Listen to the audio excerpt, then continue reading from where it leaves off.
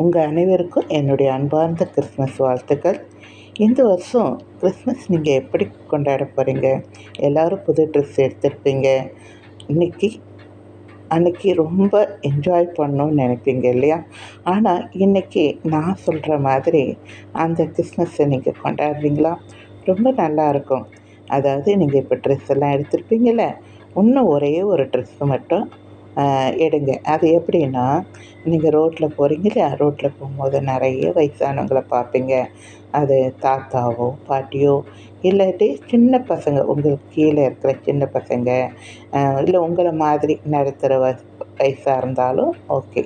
அப்படிப்பட்டவங்கள நீங்கள் பார்ப்பீங்க இல்லையா? அப்போ நீங்கள் என்ன செய்யணும், ஒரு ட்ரெஸ் எடுங்க. நீங்கள் ட்ரெஸ் எடுத்தீங்களா, அதில் ஒரே ஒரு ட்ரெஸ் மட்டும்தான்.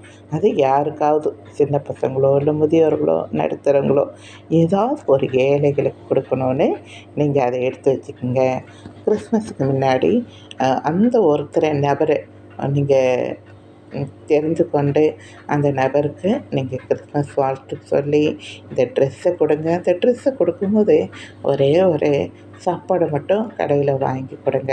அவங்களுக்கு ரொம்ப சந்தோஷமாக இருக்கும். ஆண்டவர் இதை தான் ஆண்டவர் விரும்புகிறாரு. மெய்யான கிறிஸ்மஸ் இது தாங்க. நம்மளை போல பிறரை நேசிங்கன்னு சொல்கிறாங்களா? நாம் அன்றைக்கி ட்ரெஸ்ஸு நல்லா போட்டிருப்போம். ஒரு ஏழைகளுக்கு ஒருத்தருக்கு ட்ரெஸ்ஸு எடுக்கலாம்.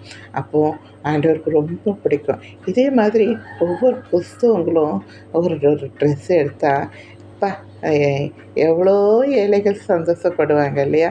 ஸோ நம்ம இன்றைக்கி இந்த வருஷம் அப்படி கொண்டாடணுன்னு நீங்கள் மனசில் நினச்சி இந்த கிறிஸ்மஸை அப்படி கொண்டாடுங்க. உங்களுக்கு மனசு நிறைவாக ரொம்ப ஹாப்பியாக ஒரு நல்ல கிறிஸ்மஸ் கொண்டாடின ஒரு நோக்கம் உங்களுக்கு வரும். சரிங்களா? தேங்க்யூ.